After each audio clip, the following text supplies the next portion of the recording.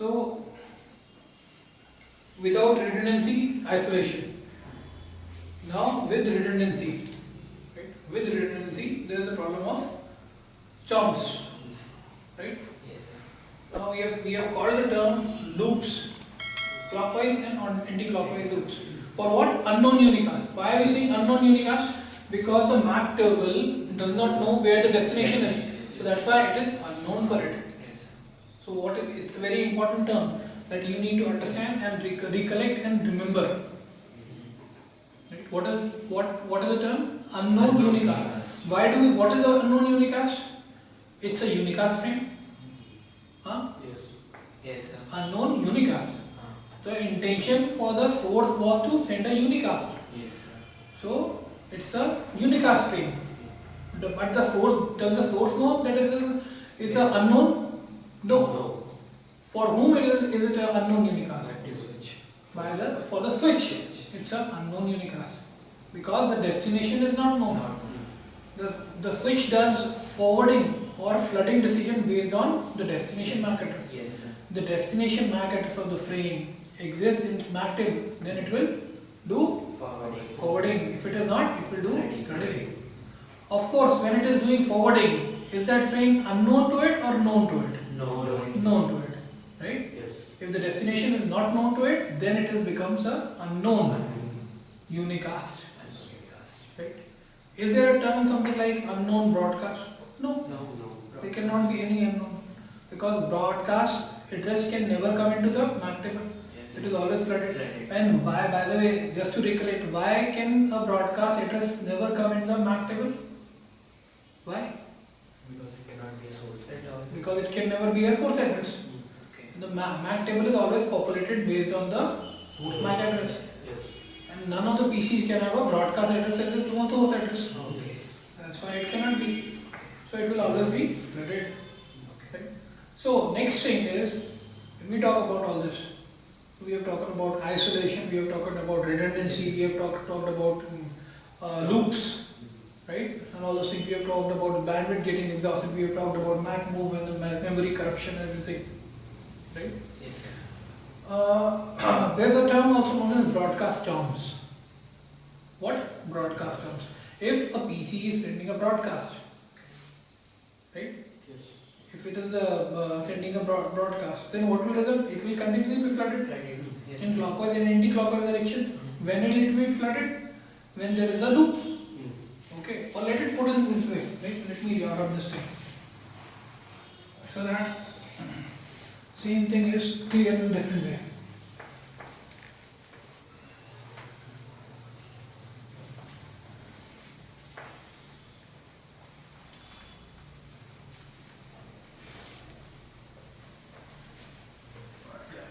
Let's see how we got it.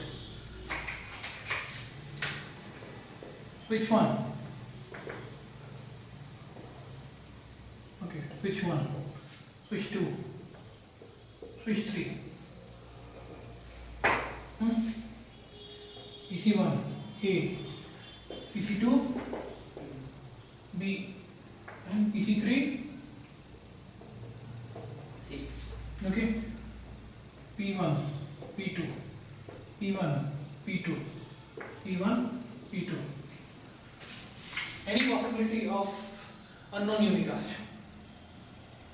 Can unknown unicast take place in this case? Yes. Yes, depending on the MAC table. Table. MAC port. Huh?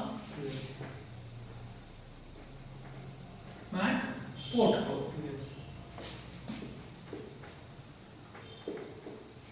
MAC port.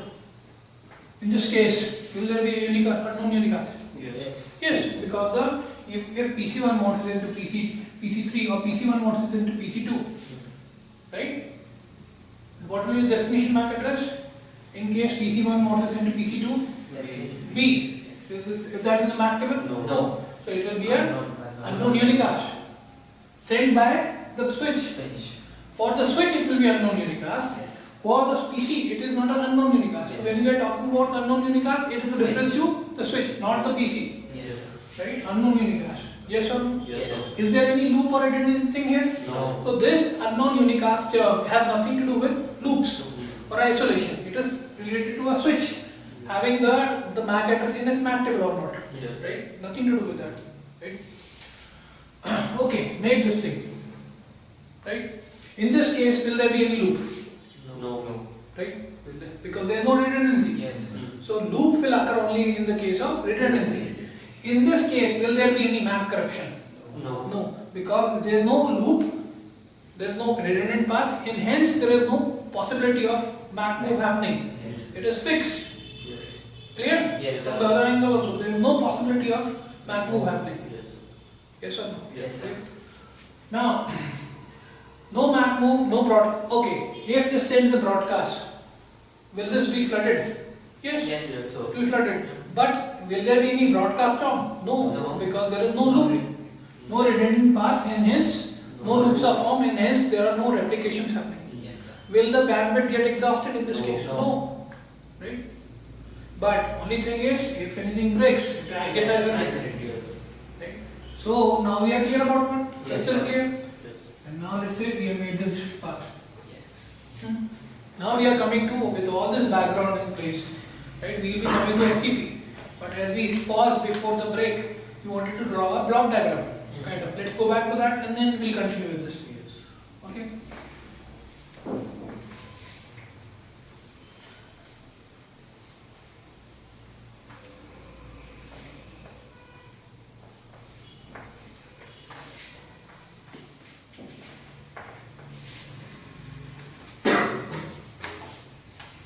So, what happens?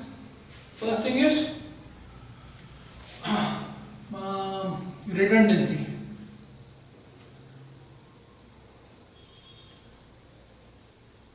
Yes? Yes. Yes. No.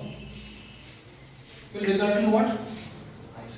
Isolated or broken networks or multiple LANs. Why do we say multiple LAN? Because one will become a separate LAN, other will become a multiple LAN. Right? Yes. This is the result for it. Yes. Okay. Further, redundancy, right, is there. Then what will cause it? Will result in what? First thing it will result in, first, let's take the case. What are the different cases that can happen? Unicast. If there is a unicast, what happens? Yes, sir. If the intention is unicast to the switch, is it? Yes, that's what we're doing. Known, unknown. To whom? Switch. Right? Unknown. Known, forward. Yes. No problem. Okay? Yes. Because it will just be forwarding. It will not make a copy. So it will not be flooded. But unknown unicast will result in what? Flooding. Right? With flooding, what will happen is clockwise and anti-clockwise.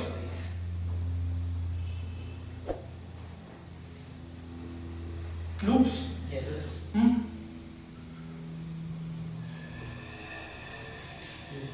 Right? And with this, clockwise plus this will result in what? Two things. First thing and second thing.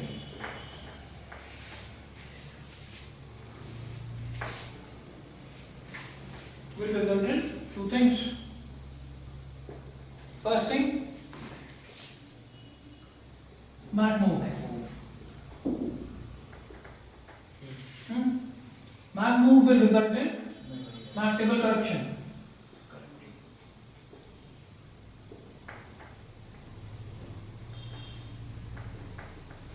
Right?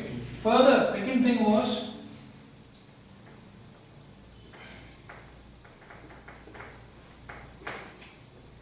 replication of frames, right, in both clockwise and anti-clockwise Yes. directions, Yes. an increasing number of frames and resulting in bandwidth fully exhausted. Right? It's Yes. like you are choking the bandwidth. You are Yes. fully occupying the bandwidth. This will happen. Mm. Right? This was the case of unicast. Mm. Again, this was all green. That means a unicast with known has no problem. Even if there is a loop, Yes. even there is a loop, there is no problem. Mm. I'll draw a diagram after this and I explain. Yes. We'll see that it doesn't make a problem. But an unicast which is unknown to the switch, that is the destination MAC address is not known, it will result in flooding. Flooding. Flooding will in clockwise and anti-clockwise directions. Yes. And because of this, both directions, what will happen? MAC move will happen Yes. continuously. MAC move will result in MAC table corruption. Yes, sir. Right? The switch will go crazy Mm. and maybe stop working. Right? It may stop working. Second thing, because of this loops, right? Replication of frames will happen. Yes, sir. And that will result in bandwidth getting exhausted. Right? So now we have to consider two cases. I have to explain two cases. First is unknown unicast. That was this one. How does it? It's still good. Right? How is it still good? And then I have to explain the bandwidth exhausted. Exhausted. How does it affect the good traffic? How does it affect the good traffic? Right? Okay? So far so clear? Okay, before we go to these two, now a similar thing would have happened if this would, instead of unicast, would have been a broadcast. Then same thing would happen. Yes, Flooding, sir. Yes, sir. clockwise and anti-clockwise direction. Again, MAC move would be happening in both directions. Yes, sir. Right? Corruption and replication of frames will be happening, and then this will. This is what we will call as broadcast jump.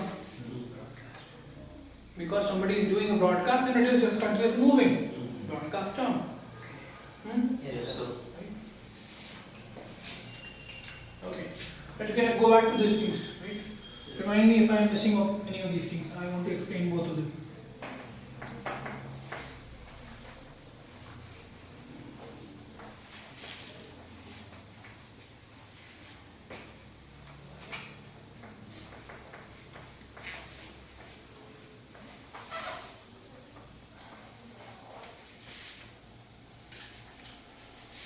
So this is your switch.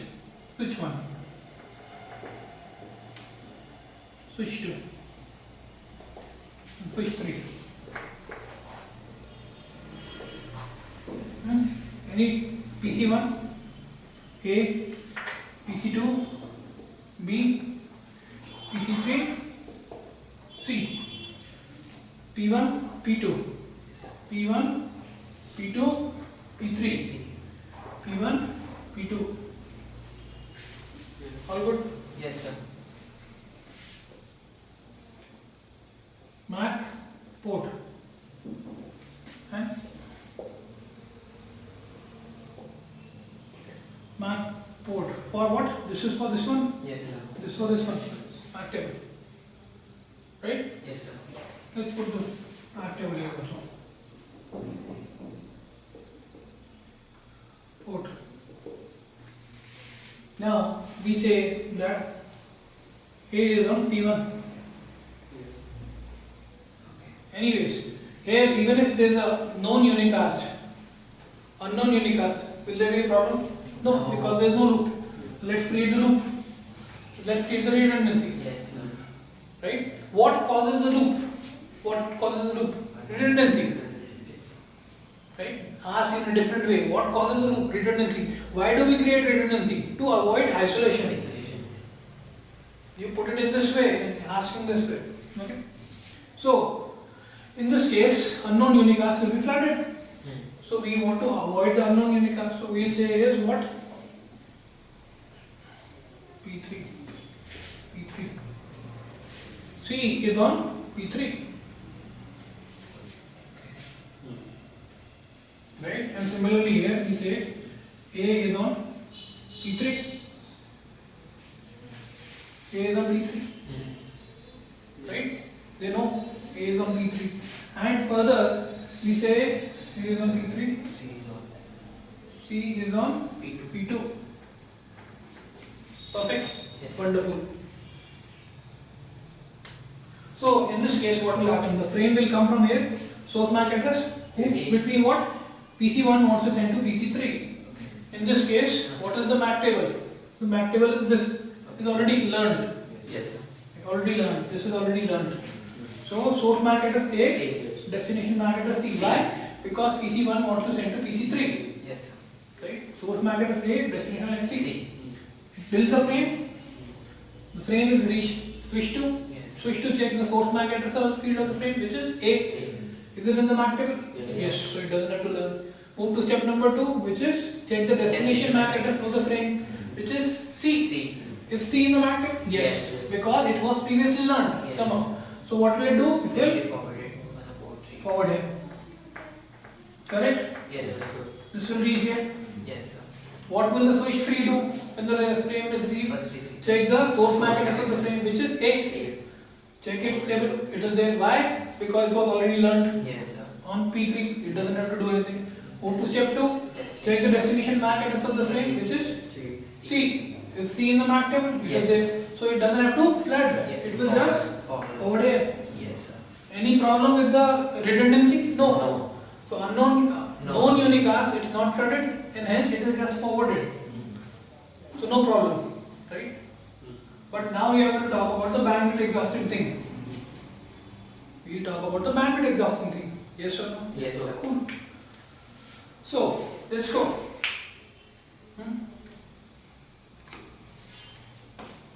Second part. So this we know PC1 is beautifully communicating with PC3 continuously, going forwarding, right? Continuously, wonderful. But now PC1 also wants to send to PC2. PC1 also wants to send to PC2. So what does it do? It creates a frame. Yes, sir. Okay. It is continuously sending to PC3 also. Okay. Remember, a PC can do communication with multiple PCs at the same time, right? You can communicate with this PC and at the same time download from the internet also, right? Yes, sir. Likewise, PC1 is already communicating continuously. Let's say it is going to continue communicating, send data to it for 2 days, Okay. 48 hours. And at the same time, PC1, on PC1 we open an application where we want to send some data to PC2, right? So the source MAC address is going to be A, A. and in this case the destination is going to be B. It creates a frame, Yes. sends it to the switch 2. Yes, sir. So two types of frames are going. One is from A to C and one is from A to B. A to C will continue for 48 hours. A to B is to be formed. It forms a frame and sends it to the switch. Yes, sir. Switch does what? Checks the source MAC address of the frame, which is A. A is already in the MAC table. Yes, It doesn't need to learn. Destination, Destination. check what? It will check the destination MAC address. Yes, sir. What is it? B. B. It doesn't know. What does it do? Flood it. Exactly. Where does it flood? Here and here. P3. You're getting where we are going to land? Right? Yes, sir. So it reaches here. What does it do? Source. Source MAC address of the frame. What is? A. Is it in the MAC table? No. Learn it. On what port? P1. P1. And then check the destination MAC address of the frame, which is B. Is it in the MAC table? No. No. So flood it to this port, Yes, to this port. Oh man. We're going to reach the situation again. And this frame reaches here. Yes, sir. Checks what? Source MAC address of the frame is A. A. Great. Is it there in the MAC table? Good. Yes. Destination MAC address? B. B. Is it in MAC table? No. No. No. What does it do? Flood. This frame is now moving in this direction. When it reaches here, what does it do? So it checks the source MAC address of the frame, which is A. A. And now it is learnt on port P1. Yes, sir. MAC move. Back move. Similarly, this is received. This Yes. particular frame is received in this direction. Switch does what? Again, source. Source MAC. Right? What is source MAC? A. A. Oh, On it was P3. P1. Not Again, P3. back move. So again, what starts happening is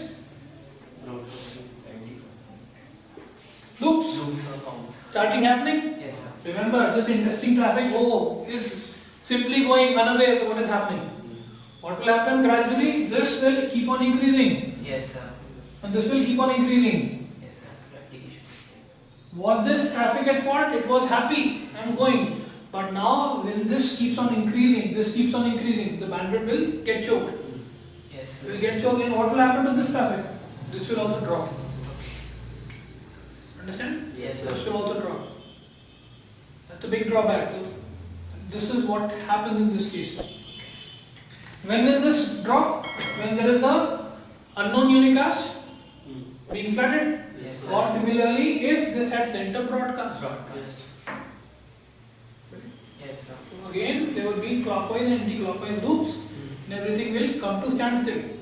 Literally, you will not be able to communicate anything in the network.